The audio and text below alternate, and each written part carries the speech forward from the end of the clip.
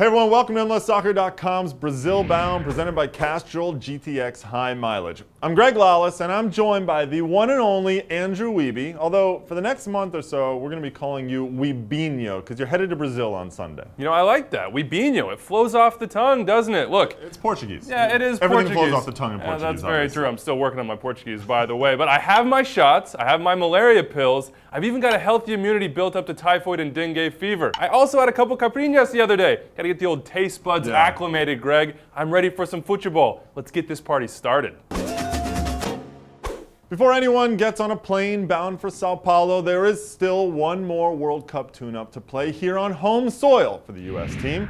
They take on Nigeria Saturday evening, 6 p.m. You can watch it on ESPN2 and Unimas. And this is basically the players' last chance to impress the coaches, Andrew, but it's also their last chance to impress the American public. Yeah, we really haven't seen a rallying cry, a widespread one at least, behind this team yet. Maybe it's the hangover from Landon Donovan's unceremonious dismissal. Or maybe the U.S. just hasn't wowed enough in their friendlies. Or maybe folks are just waiting until the team gets to Brazil. Whatever it is, the U.S. team needs to have a good performance against Nigeria on Saturday. Look, Greg, this is what they need. Three things. First, Josie Altidore. He's got to get a goal before he goes to Brazil. Second, Michael Bradley's got to be the best player on the field. And third, I want to see some dominance, some nastiness from that back line. I hope Jurgen Klinsmann's saying the exact same thing in his talk before this game.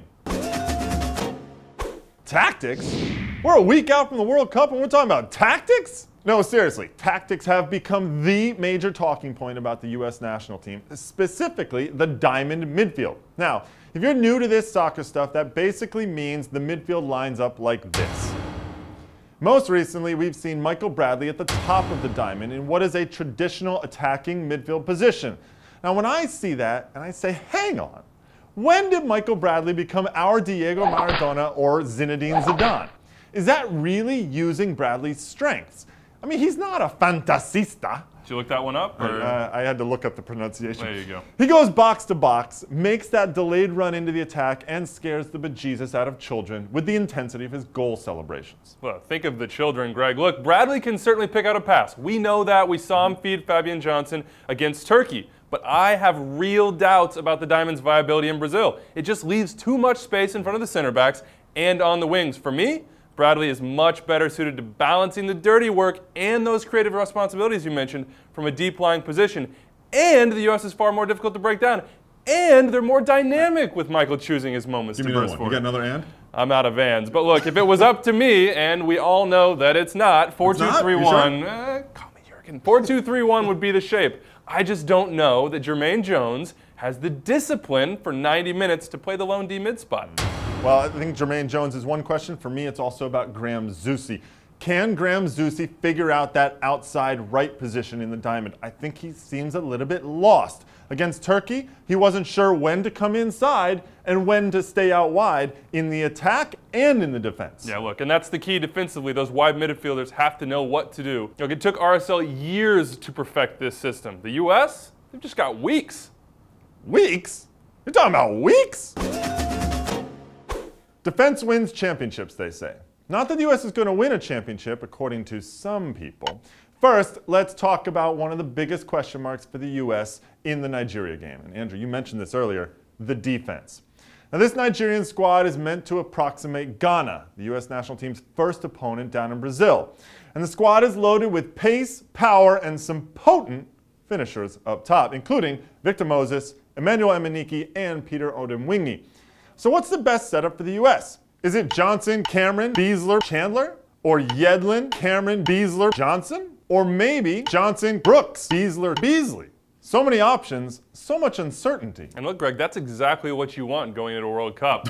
But against Nigeria, who love to get at you 1v1 in the wide areas with, you mentioned it, Moses and Odemwingie, those fullbacks, they're going to have to be ready to defend, and communication is going to be key with the outside mids. We already mentioned that. They'll share in the tracking responsibilities. In my opinion, you've got to trot out your starting lineup against Nigeria. I expect that to mean Beasler and Cameron in the middle, Johnson on the right, and it certainly seems Timmy Chandler is going to get the nod at the left back position, despite a shaky return to the 11 against Turkey. No matter who plays, Greg, the key here, synergy between the back line and midfield. It's a group effort.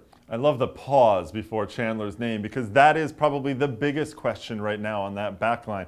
Is Chandler really the guy you want out there on the left flank going up against Ghana in that first game? Hey, Webinho, you think the U.S. will win the World Cup? I don't, Greg. Do you think they can win the World Cup? Of course they can. Anything can happen. Well, not according to Jurgen Klopp.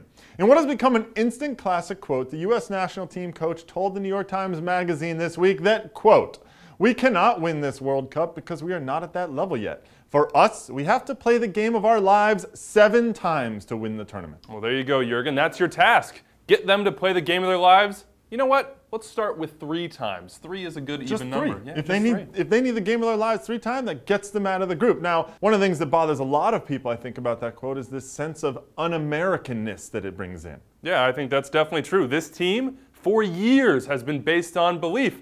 We knew we weren't up to snuff before. The U.S. has not been among the top 10 teams in the world on talent, but they believe and they fight for a cause. And when your leader comes out and says, look, that cause is out of reach, that's tough to swallow. Hey, look, there's a song that the fans chant in this. I believe that we will win. It's not even I believe we can. Yeah, there's no World Cup at the end of that, though, Greg. There is, well, why can't we throw it at the end? Why can't we? I believe that we will win the World Cup. Well, we'll see if the U.S. can win against Nigeria in their final World Cup tune-up. Saturday night, 6 p.m. Eastern Time. The game is on ESPN2 and Unimas. We'll have full coverage on MLSsoccer.com. Now, Webinho, are you ready for Brazil? I was born ready, Greg, and look, pay no attention to those caipirinhas on the expense account. It wasn't me. Yeah, if those show up, don't come back from Brazil. That's it for this edition of MLSsoccer.com's Brazil Bound, presented by Castrol GTX High Mileage. He's Andrew Wiebe. He's Jurgen Klinsmann. I'm Greg Lawless. We'll talk to you later on.